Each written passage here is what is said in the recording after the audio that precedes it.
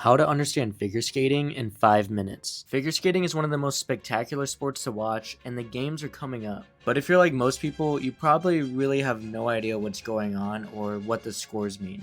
In this video, I'm going to explain figure skating in a way that actually makes sense. So when you watch the Olympics, you'll know exactly what's going on and be able to enjoy it. Figure skating scoring comes down to 3 different buckets: difficulty, execution, and artistry. Basically, what you try and how well you do it. But before I get to that, let's quickly go over the disciplines. The different disciplines are like ice dance, you have single skating, you have pair skating. The scoring still all works the same. First, there's individual skating. So men and women will do a solo skate, and in each there's a short program and a free skate, which is a longer routine and allows for more difficulty. Then there's pair skating.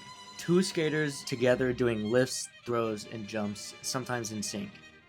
And finally, there's ice dance, which is also 2 skaters, but it's much more about rhythm, dance, and connection to the music and a performance rather than doing big jumps. So singles, pairs, and ice dance. Different styles, but pretty much the same scoring system. And then the skater's final result is just the short program score plus the free skate score, and that's their final score. Okay, so now we'll get into the scores. How do the judges actually come up with the score? In the score, there's 2 main parts. You can think about it like the objective score and the subjective score. The objective score is called the technical element score, where every single element, every jump, spin, lift, it has a base value. And these base values are all pre-assigned in their rulebook. Harder skills or elements are worth more points, and easier elements are worth less points. The name of the game is you want to do what you can do really well and get as much grade of execution points on every single element. And that's how you get the highest score. And for every element, judges give a grade of execution, or GOE, and that ranges from -5 to +5.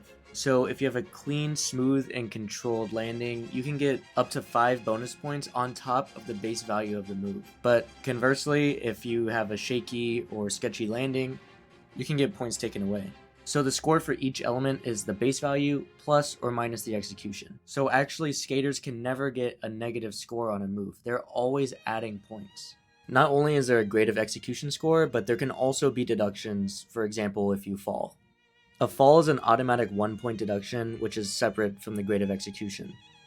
So when a skater falls, they lose points on how well the element was done, so they can get like a -5.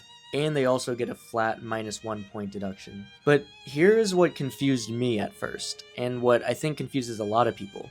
A fall does not erase the value of a hard skill. So if a skater attempts a very difficult jump like a quad axel, they can still score more than if someone just played it safe with easier jumps and did it perfectly.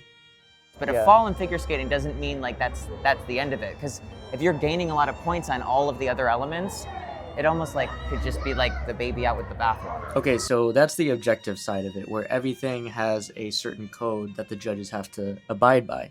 But now the subjective part of the score, that judges the artistry component of the routine, is called the program component score. Here the judges look at the entire program, not just individual moves. You want to make sure that you have a program that has like nice transitions in and out, that it's going to the music. It's also your skating skills, what's the quality of your skating, making sure it's not scratchy, making sure it's smooth. You want to do the least amount of steps to go the furthest distance. You want a lot of speed.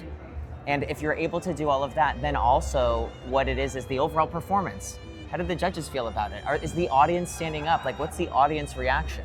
Each of these is scored on a scale from 0.25 to 10. Another cool part about figure skating that I really enjoyed is there's live scoring while the routine is happening, and it's in this little box here. So in this example, you can see the name of the move or combo in the top box, triple lutz and a triple loop combo, and the base value is 12.21, which is already pre-assigned in the rulebook. Then the grade of execution is 1.50, and that's basically an average of all 9 of the judges' ratings from -5 to 5. And you can also see that she gets credit for the move because it's a green box.